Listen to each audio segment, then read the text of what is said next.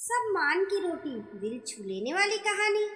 पति के अंतिम संस्कार के बाद 80 वर्षीय एक महिला अपने बच्चों की योजनाएं जानकर स्तब्ध रह गई। मेरे पति को गुजरे अभी 40 दिन भी पूरे नहीं हुए थे।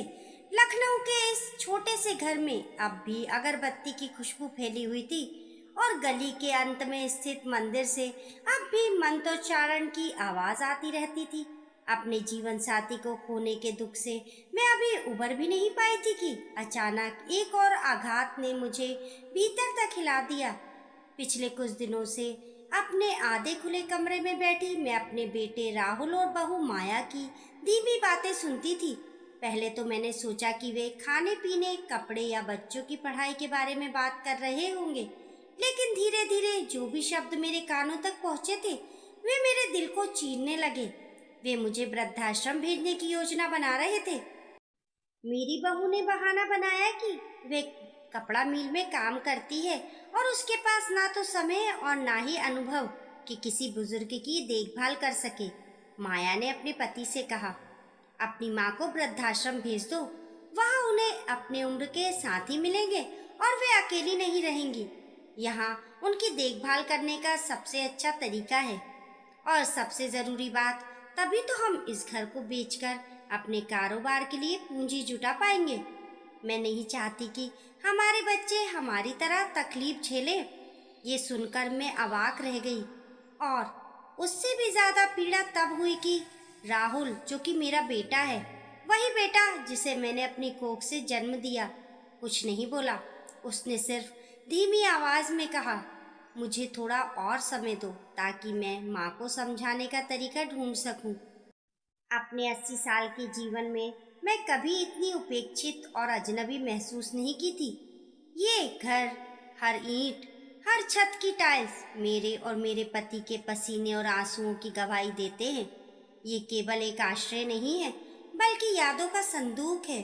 राहुल की पहली हंसी, वे दिवाली की रातें जब पूरा परिवार दीप जलाता था, और वे पल जब मेरे पति बरामदे में बैठकर गीता पढ़ते थे। और फिर भी मेरे बच्चों के लिए ये सिर्फ एक जायदाद थी, कुछ ऐसा जिसे आसानी से पैसे में बदला जा सकता।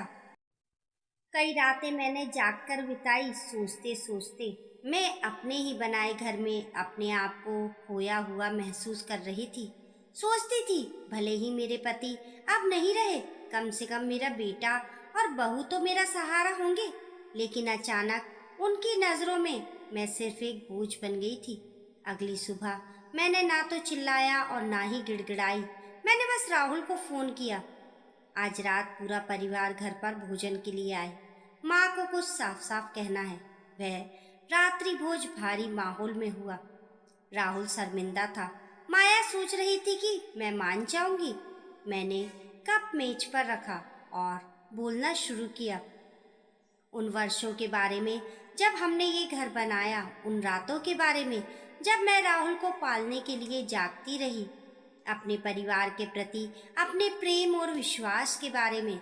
मैंने ना तो चिल्लाया ना रोई, बस अपनी कहानी धीमी आवाज़ में सुनाई, जैसे अपने बेटे के सामने यादों की ईंटों को एक एक कर रख रही हूँ। फिर मैंने एक लिफाफा निकाला, वह वसीयत जिसे मेरे पति और मैंने बरसों पहले अपने हाथों से लिखी थी। उसमें साफ लिखा था, ये घर हमारी संपत्ति है, लेकिन यदि हमारे बच्चे और पोता पोतियाँ इसका सम्मान न करें तो मैं इसे किसी संस्था को दान कर सकती हूँ या उस व्यक्ति को दे सकती हूँ जो सचमुच मेरे कठिन समय में मेरा साथ दे। राहुल ने ऊपर देखा, उसका चेहरा लाल हो गया। माया अवाक रह गई। मैंने वसीयत को धमकी की तरह नहीं, बल्कि एक सीमा की तरह रखा। उन्होंने एक विकल्प देते हुए कहा, सच्चे बेटे बेटी बनो, केवल उत्तराधिकारी नहीं। अगले दिन मैंने उनके फैसले का इंतज़ार नहीं किया।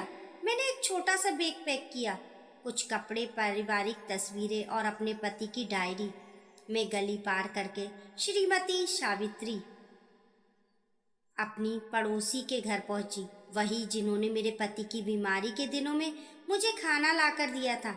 मैंने उनसे कहा, अगर आपको आपत्ति ना हो तो मैं 2-4 दिन में कहीं और शांति से रहने की जगह ढूंढ लूँगी। मेरे चले जाने की खबर पूरे मोहल्ले में फैल गई। लोग मुझसे मिलने आए, कोई सब्जियां लाए, कोई रोटियां और दाल।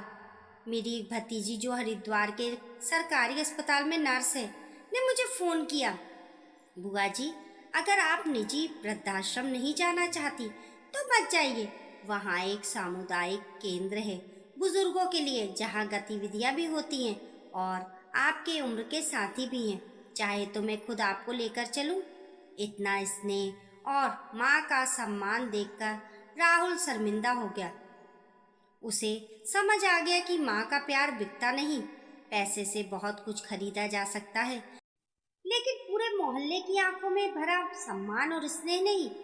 ये घर आया, मेरे सामने बैठा और कई दिनों में पहली बार मुझे एक बेटे की तरह देखने लगा, जिसे अपना रास्ता तय करना था। माँ, आपने और पिताजी ने मुझे बहुत कुछ दिया। इस घर को बेचने का सोचना गलती थी, माफ़ कर दीजिए। माया और मैं अब आपकी देखभाल बेहतर ढंग से करेंगे। माया ने सिर झुका लिया, उसकी आंखों में संशय था। मैंने सुना, लेकिन भावुक नहीं हुई, क्योंकि बिना कर्म के माफ़ी भी हवा में उड़ जाती है। मैंने साफ कहा, मैं आपको 6 महीने का वक्त देती हूँ। अगर उस समय तक आप अपना वादा पूरा नहीं करते तो ये घर संस्था को चला जाएगा, जैसा वसीयत में लिखा है। कुछ समय तक राहुल ने सचमुच कोशिश की। प्रिय पकवान बनाता, माया काम से जल्दी आती, वे मुझे गोमती नदी किनारे सैर कराने ले जाते, लेकिन जल्दी वही दिनचर्या लौट आई। राहुल का काम के तनाव में चुप रहने लगा। माया देर से लौटने लगी। कई रातें मैंने अकेले भोजन किया, उनकी खाली कुर्सी को देखते हुए। मैंने उन्हें दोष नहीं दिया, बस अपनी डायरी में लिखती रही, दिन 83 अकेले भोजन किया, दिन 127 राहुल नहीं आया। माया ने डिब्बा मेज पर रख दिया। 6 महीने पूरे होने पर मैंने उन्हें अपने सामने बैठाया, वसीयत मेज पर रखी। कोशिश के लिए धन्यवाद, लेकिन आपका दिया हुआ प्यार मेरे अकेलेपन की भरपाई नहीं कर पाया। मैं आपको दोष नहीं देती, लेकिन मैं बोझ बनकर नहीं जाऊंगी। कल मैं जा रही हूँ। ये घर, जैसा आपके पिता की इच्छा थी, हरिद्वार ट्रस्ट को दान होगा। अगली सुबह मैंने सफ़ेद दुपट्टा ओढ़ा और एक छोटा बैग उठाया। साधारण कपड़े, कुछ तस्वीरें और अपने पिता की डायरी। ना सोना लिया, ना गहने, केवल यादें। मैंने बिना पीछे देखे दरवाज़ा पार किया। मोहल्ले वालों ने मुझे विदा किया। किसी ने मिठाई दी, किसी ने दाल रोटी। मेरी भतीजी ने पहले ही सामुदायिक केंद्र में रहने की व्यवस्था कर दी थी, जहां मुझे साथ मिलेगा और रोजमर्रा की गतिविधियां भी। राहुल आंगन में खड़ा रह गया, आंखों में आंसू थे, लेकिन मुझे रोकने का साहस नहीं था। वह जानता था कि उसने अपनी अंतिम अवसर खो दिया है। उस दोपहर अपने नए कमरे में पास के मंदिर से आती घंटियों की आवाज़ सुनते हुए मैंने अपनी डायरी खोली और लिखा, नए घर का पहला दिन, अब बोझ नहीं हूँ। अपने बचे हुए जीवन को शांति, स्नेह और सम्मान के साथ जीऊंगी।